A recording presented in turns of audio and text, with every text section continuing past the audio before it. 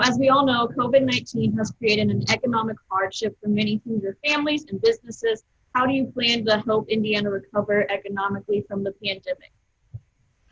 Well, that's the issue of the day and of the last 8 months, and will be for the foreseeable future. Obviously, Indiana's economy has been reopening for a number of months, and we are performing actually better than a lot of other states that have not taken exactly the same course that we have.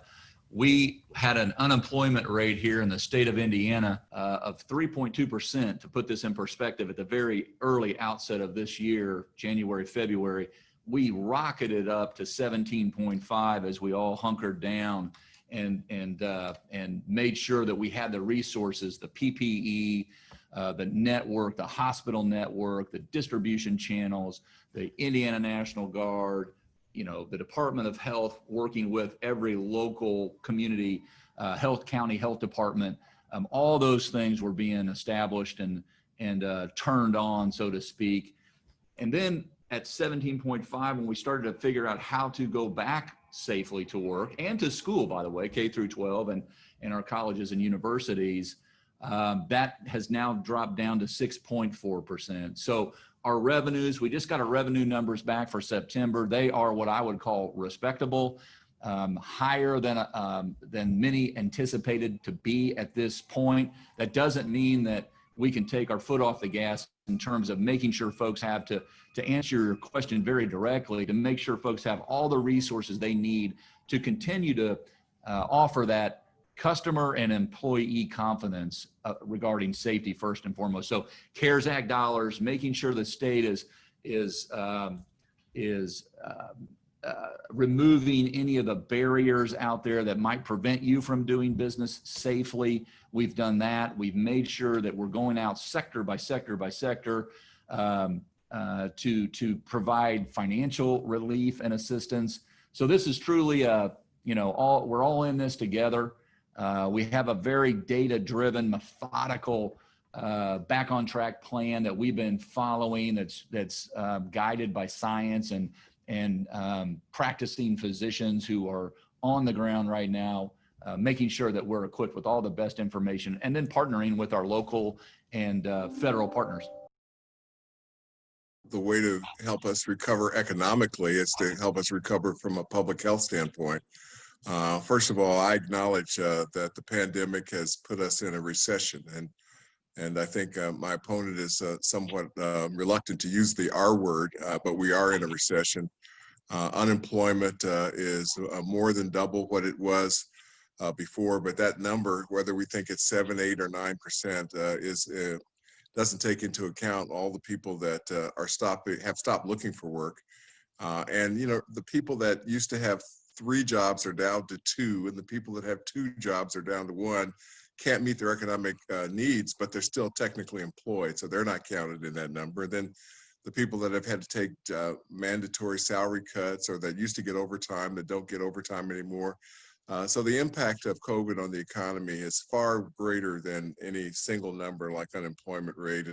And I realize that families have been devastated, but we've got to get out of that by doing the right thing. And the right thing is to get through the pandemic and to the point in time where we've got a vaccine, and we've got folks that have been injected with the vaccine, so that we can create immunity in the population, and it no longer devastates us like it's doing today. And I'm very worried because in Indiana today, we're seeing about 1,000 new cases a day, and the hospitalization rates are going up. And this is before fall really hits, and all the public health experts have predicted that the numbers that we'll see this fall will be just enormously high. And you add that to the seasonal influenza numbers, and so I'm just very, very worried. So the economy is got to be the target for state government. We have to provide incentives for keeping small businesses going.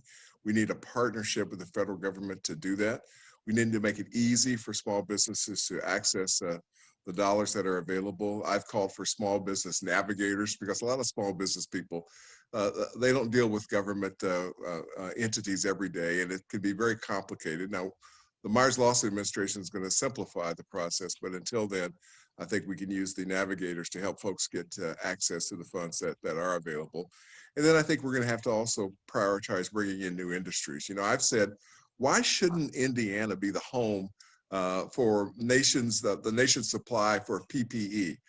We know that personal protective equipment is still in high demand. The costs have gone way up for that equipment, and many of our factories that are no longer in business are able to convert to manufacturing the masks, the gowns, and all the other equipment that physicians and hospitals and clinics need in order to protect themselves, including our first responders. So that's an area that I think we should target and incentivize because Indiana's already doing well in some of the healthcare areas. Let's expand it to all of them because that's a good place to invest. So those are just a few of our thoughts of where we need to go with this. There are many other details that we could add to it, and we will, because we're going to consult with all of the state's experts in all fields and bring the best ideas to the table, fund those that are going to help us to get back on our feet the fastest, and collaborate. You know, not any one person has all the ideas. We've got to make sure that we get all the folks with the terrific suggestions together and pick the ones that are best. Many of the Hoosiers who have been affected, whether it be through job loss or through loss of a business, are in need of immediate assistance. And to me, the best way that we can facilitate that is to suspend and then eliminate the individual income tax here in Indiana. Almost every small business owner pays his, whether he's a LLC or a sole proprietor or a partnership, they pay their business taxes through their personal income tax. So if we can eliminate the individual income tax here in Indiana, and of course 9 other states have already done it, we would be number 10, then we would be able to put more money back in Hoosiers' pockets, especially business owners who would then be able to grow their business, create more jobs, and create more economic stability across the entire state. That would also work the same way for the family farmer, because the family farmer pays a tremendous amount in individual income tax because of the nature of the business of the family farm. So we would be creating a lot of economic opportunity simply by eliminating that individual income tax. That would be step 1. Step 2 would be to reduce the regulations that would normally either impede or completely block many Hoosiers from starting their own business or working as an independent contractor. As we try to rebound from the economic crisis that was created by the executive orders to shut down the economy, we're going to need people to be able to innovatively and creatively earn a living and supplement their income in order to get back to the level of income that they were used to.